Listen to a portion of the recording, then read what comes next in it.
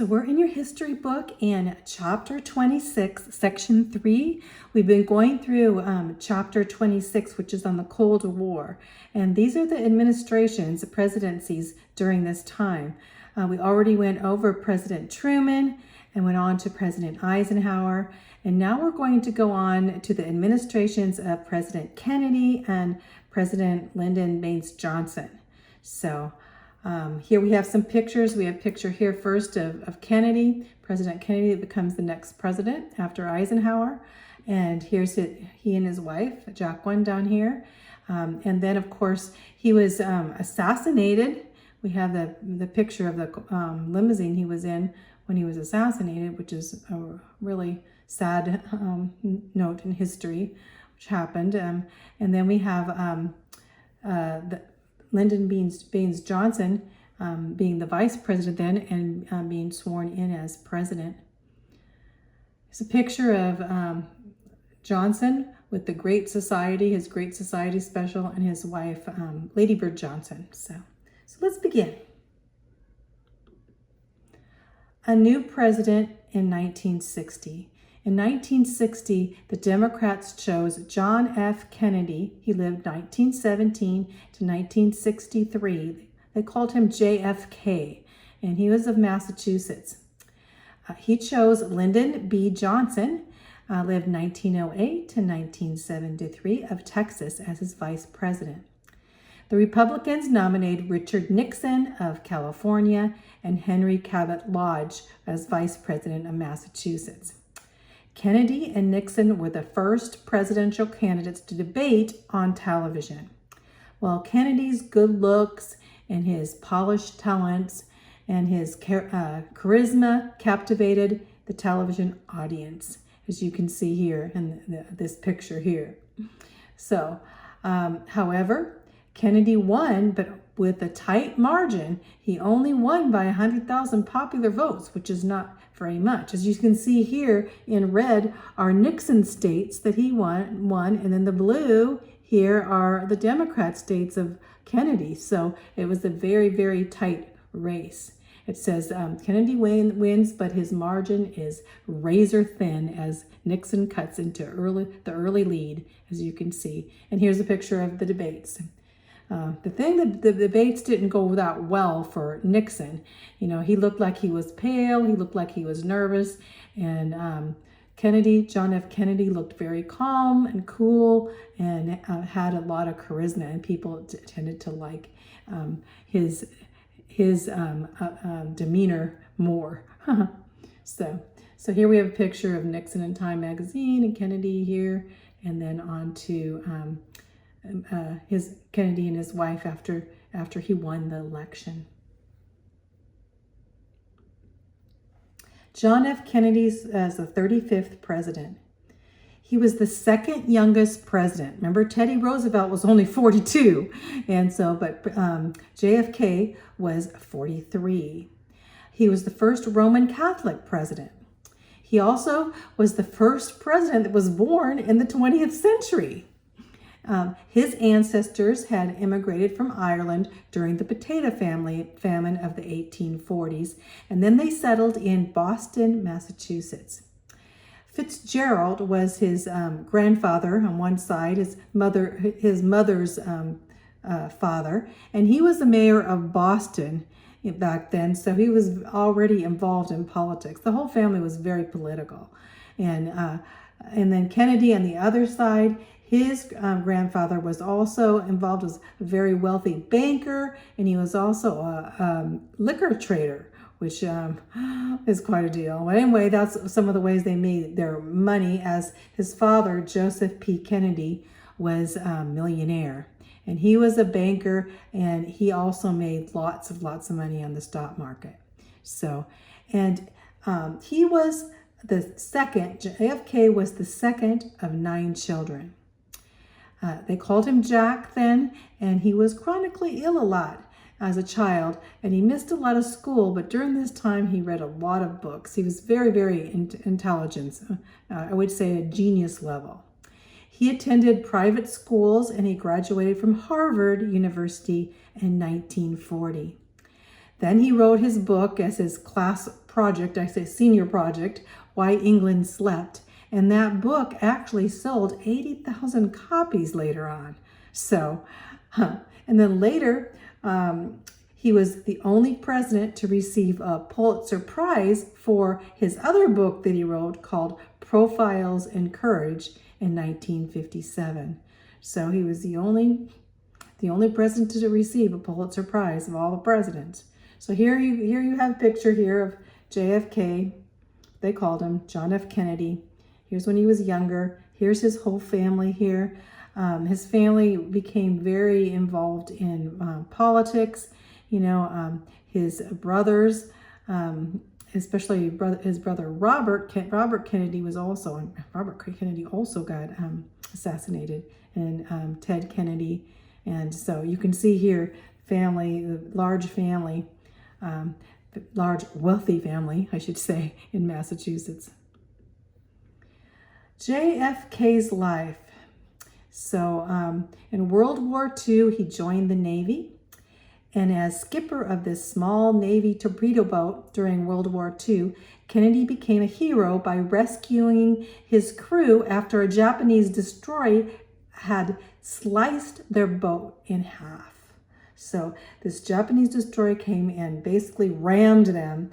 And during this time, there was a couple people that were killed, I guess, but he actually had saved someone's life, and during this he was given a Purple Heart, or I should say, a Hero's Medal, for his saving a life. I guess that he saved a life by, helping them. They actually came into an island and were picked up by other people, so it was a dramatic experience. That's all I have to say.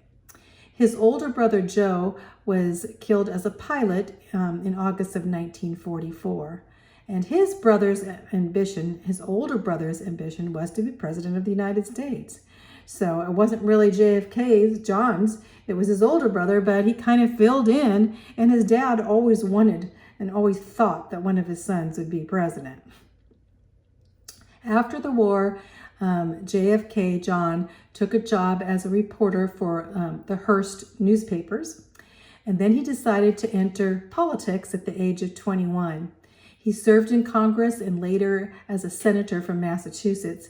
He was a senator from Massachusetts for 8 years. So, and you could think at the age of 21, that's pretty young. And then he married Jacqueline Bouvier in 1953. And later they had 2 children, John and Caroline. Here's a picture of Jackie.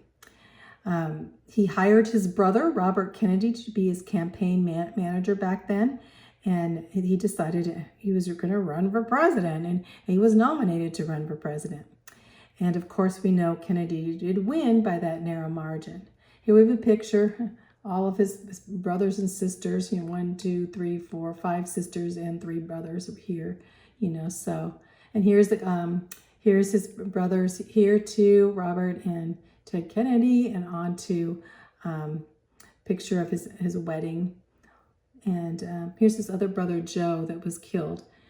Here's a picture when he was in, he was in the Navy.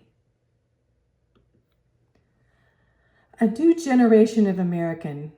Kennedy and his wife, Jacqueline, called Jackie, epitomized the American ideal youth. Not only the youth, but the intelligence and beauty and all. And everyone looked at him as the youthful politician or the youthful American president, In JFK's inaugural address, Kennedy expressed a youthful idealism that would be keynote in the early 1960s. He proclaimed that a new generation of Americans had assumed leadership.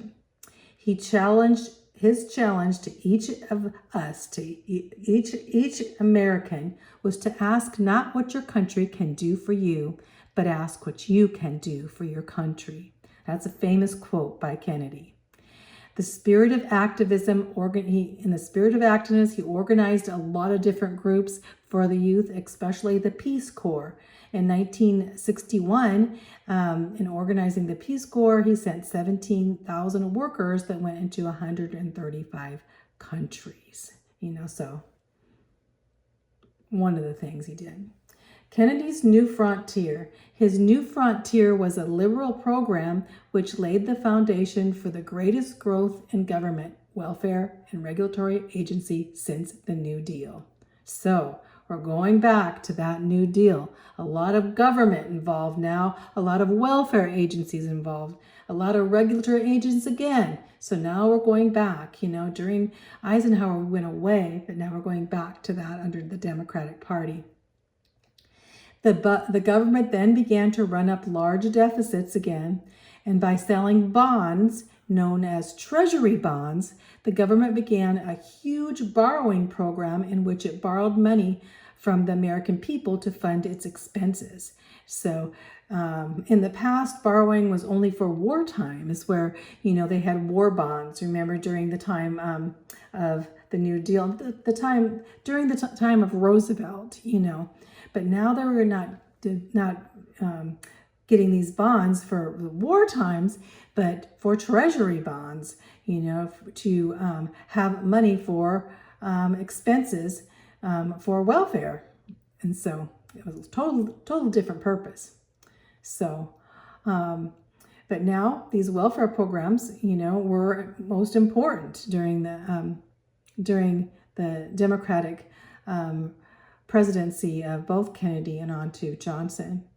In addition, the Treasury Department and Federal Reserve encouraged the creation of more money, which would not be good. They're making more money. The Federal Reserve is putting forth more money. What's going to happen? Right here, inflation. More money, but the money's not going to be worth so much. So, the paper dollars were printed that were not backed by adequate goods and services, and this would be more inflation. And the United States had left the gold standard in 1933, so this excess money would even lead to more inflation. So there was but a false prosperity during this time that occurred with people living above their means and borrowing large amounts of money and spending on credit with the printing of excess money. So you see before, that's what happened in the Roaring 20s, right? And so you see this before, the inflation. Money's not going to be worth as much. And because the government was putting forth so many welfare programs, the government, we could go into debt at this time. And so we have some, key issues during this time. So Kennedy called his program, again, the New Frontier. And that's what he says. Remember, it was under President Roosevelt was the New Deal, and then under Truman we had the Fair Deal, and now under Kennedy we have the New Frontier. So the Democrats always have their names they put forth, and so now we have the New Frontier, and going back and doing the same things as Roosevelt did during the New Deal. It was very similar. This here is actually also, we're going to get into JFK and the space program. This is one of the astronauts there. I think it's John Glenn. Domestic issues in economy. In May 1962, the New York Stock Exchange prices dropped almost to what had happened in 1929. Remember, in 1929 was the beginning of the Great Depression, and that was that Black Tuesday of 1929. So it was getting almost that bad. And blame was put on Kennedy's attitude towards business and the federal debt being so large. So the administration was anti-business, but Kennedy did take some steps to aid businesses in the area of taxes. So he gave businesses some tax benefits, and basically having them invest in new equipment, and gave them a $10 billion cut in personal and business taxes, which was a big deal to the businesses. More money was in the hands of the consumer, which generated more business at this time. So we had that to battle this possibility of going into another depression. Here we have Kennedy here speaking, what can you do? Not what your nation can, the nation can do for you, or country can do for you, but what you can do for your country. This is, I'm sure he's saying that then. And then of course we have Robert Kennedy being one of his advisors. Here's what Kennedy says: domestic policy can only benefit us. Foreign policy can kill us. This is pretty important because despite the domestic issues that were going on in the economy, we also had big problems with the Cold War, especially with the atomic bomb. So he's saying foreign policy can kill us with the bomb, which is true. So during this time, there was a lot of Americans that were very fearful and what might happen with those communist countries in attacking us. And this is what happened in foreign problems with JFK. So during the time of JFK, when I say JFK, I mean Kennedy, there was what's called the Bay of Pigs invasion. And this was basically where he went to overthrow Fidel Castro in Cuba. Castro was actually, as you see here, Castro is with Khrushchev here, and he's basically holding hands with the dictator of the Soviet Union during that time. And so Castro, Cuba was just as we see here. If we see this is the United States, we'll see Cuba is the island below here, and it had been basically, surrendered to the USSR, surrendered to the Soviet Union. And so the Bay of Pigs during this time, this communist country down here, we see that President Kennedy here, he in April 15th of 1961, he sent 1,500 trained Cuban refugees that were trained by the CIA to overthrow Fidel Castro, the communist leader there. You see here's a picture of Castro and Kennedy. Well, it was a terrible failure and a total embarrassment to Kennedy, as all of these guys that they trained, they actually got taken over by Castro, and here you have them, some of them executed and then taken in, and it was a total failure. And then right after that was the Cuban Missile Crisis, is where Soviet Union came and pointed missiles, at our country. That's this picture of Cuba here. These are all missiles that they could fire their missiles. They could hit Denver, they could hit Los Angeles, they could hit Chicago. So they were ready, using Cuba as an island right off the coast of Florida, to point missiles at us. And these missiles possibly, being nuclear, we didn't know. So the Cuban Missile Crisis happened in October 1962. And that's what JFK was saying, that, our foreign policies could kill us. So Soviet missiles, those Soviet missiles sent to Cuba were blocked. Then basically Kennedy sent troops to blockade them and defend the United States. This was like, you can imagine, one of the tensest days in world history.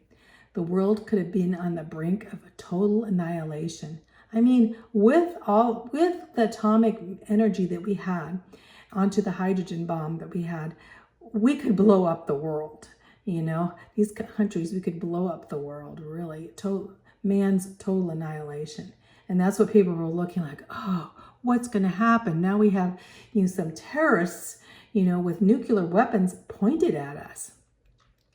So the Soviets agreed then to, when Kennedy intervened with them, agreed to remove their missiles from Cuba if Kennedy promised not to invade Cuba, as he tried to invade Cuba before, and also remove the missiles from Turkey. We had missiles in Turkey, which Kennedy did, and then later Kennedy did sign a nuclear test ban treaty.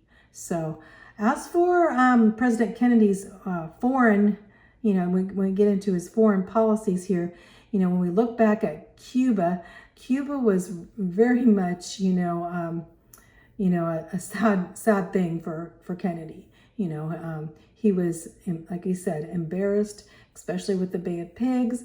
But in the long run, he was able to get those missiles removed. So that indeed was a victory in that point. Kennedy's assassination. Okay.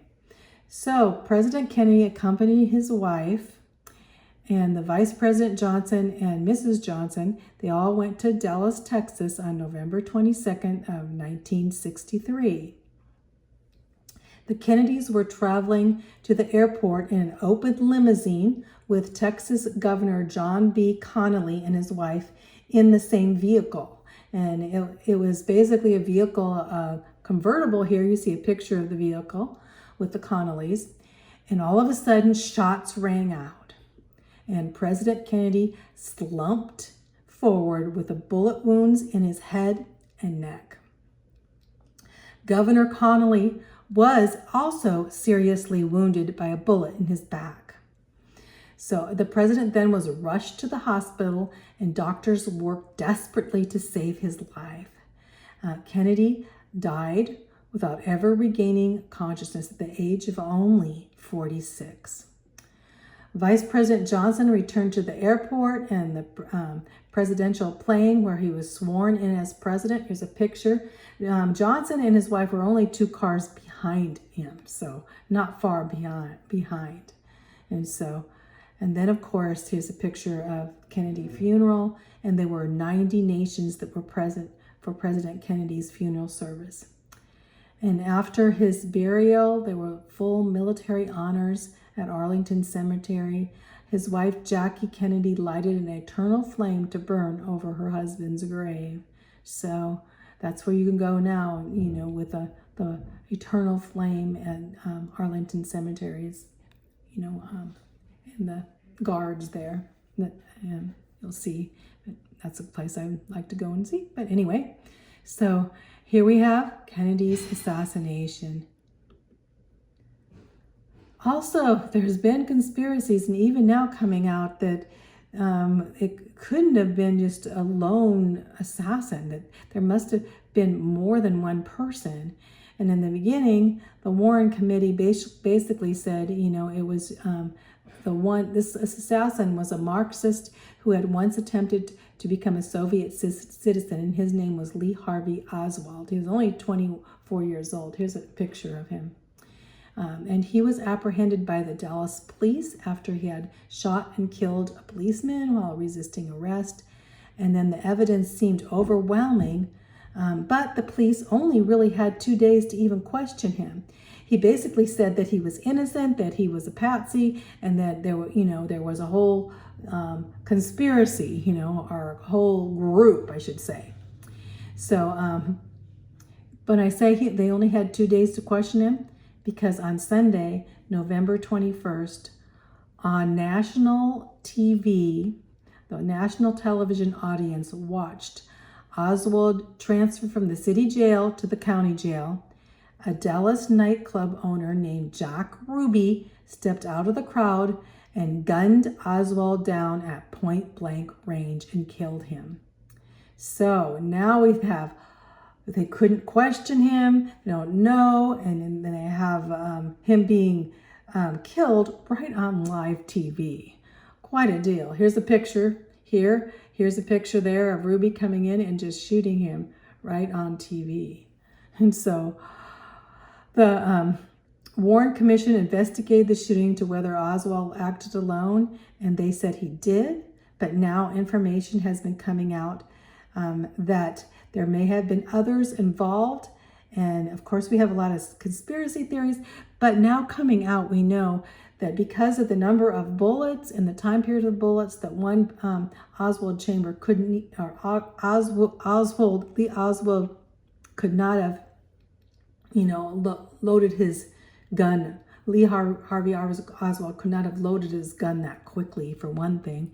And then we have some witnesses that they saw the gunshots come from different areas. So now it's like, who assassinated the president. Was it an inside job or what? So now we have all of this intense, even up to today, questioning on who killed JFK. And the sad thing is later on, JFK's younger brother, Robert Kennedy, would also be assassinated. So we have both of the Kennedys being assassinated. Robert being basically the next to possibly run for president in the future. So, well, now we have Lyndon B. Johnson's administration. Well, LBJ, that's what they called him, assumed office in 1963.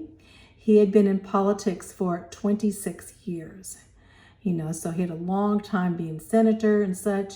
He was elected to Congress from Texas in 1937.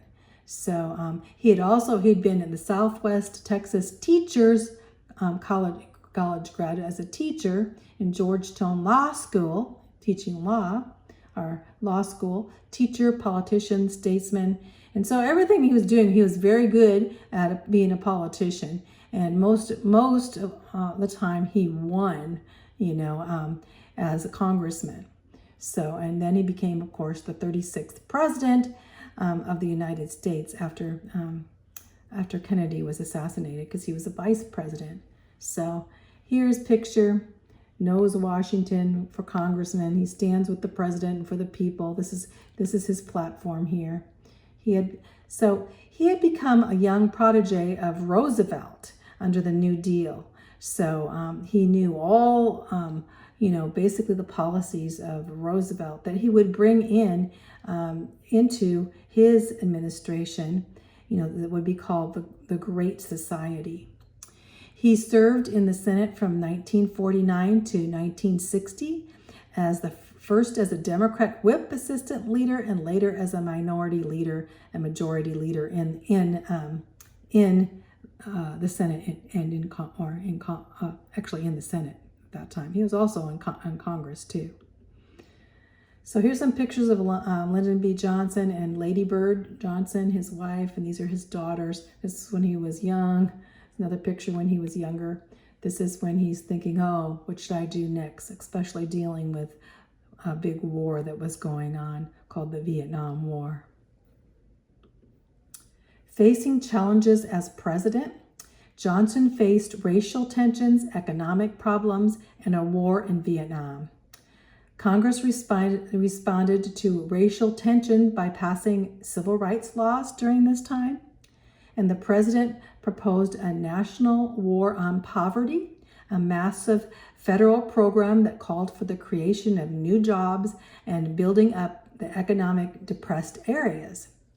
So, but in Vietnam, the communist Viet Cong waged a growing guerrilla campaign against the South Vietnamese. We're going to be talking about that later, so I won't get into it here. But between 1950 and 1960, several thousand American military advisors had been sent to Vietnam under Eisenhower and Kennedy already. So Johnson stated his policy, and this is what Johnson said: this nation will keep its commitments from South Vietnam to West Berlin, those commitments. And now this here really bothered me, because what Johnson said here, our objective in South Vietnam has never been the annihilation of the enemy. It has been to bring about recognition in Hanoi that its objective, taking over the South by force, could not be achieved. He was using the containment. Basically, the war just kept going on because it would never be won. He just kept sending more and more, and the war continued in Vietnam without having the idea even of winning the war. So that's really upsetting. So anyway, here's some of his civil rights here. This is in Vietnam, and this basically, some of the civil rights, which he did do a lot of civil rights acts during this time. In 1964, the election, Johnson ran against Senator Barry Goldwater. And Goldwater was a conservative from Arizona. And Barry Goldwater, here's a picture of him here. He was a Christian Jew, which is really unusual. and he was the first Jewish nominee from a major party. Goldwater stated his opposition to the federal bureaucracy and to the welfare system of the Johnson administration. So he was like, this is not the way to go. So he urged a return to a constitutional system of limited government. And then Goldwater said he wanted to give the American people a choice, not an echo of the past administration, but a choice in the future. And Johnson would, though, implement the policies of the Kennedy administration. Basically, Johnson would win because he said, well, I'm just going to do exactly what President Kennedy was doing, and we'll do those same policies. And of course, Johnson won by one of the greatest political landslides in American history up to that time. One of the things that Johnson did and said was that he accused Barry Goldwater of wanting to, bomb, basically set forth the atomic bomb, which he never did say. But in that whole, it actually, as they came against each other, they kind of ripped and tore at each other quite a bit, I should say. So anyway, and when I see Barry Goldwater, I liked his Peace Through Strength, and I liked his stands much better than Lyndon B. Johnson. Also during this time, Johnson, I had some scandals going on that he was implicated in, and some of his closest guys, went to prison, for not only embezzlement, but lying and perjury and all kinds of things. So he had scandals going on, which Barry Goldwater pointed out that they were close and knit with Johnson. Now, we don't really know if Johnson was totally involved in these, but we do know, that there were a lot of Democrats during that time that were. And anyway, two of them, Bobby Baker and Billy Sol Estes, and you can look them up, but they were scandals that were going on during this time. Well, Johnson won in legacy of President Kennedy because people, they looked up to President Kennedy, and now they would put Johnson in that place. Because Johnson promised to continue the legacy of the late President Kennedy. The television networks had capitalized on the nation's continuing mourning of Kennedy's death by replaying and glorifying the events of the Kennedy years. So basically, they went on over and over and played pictures of Kennedy being shot.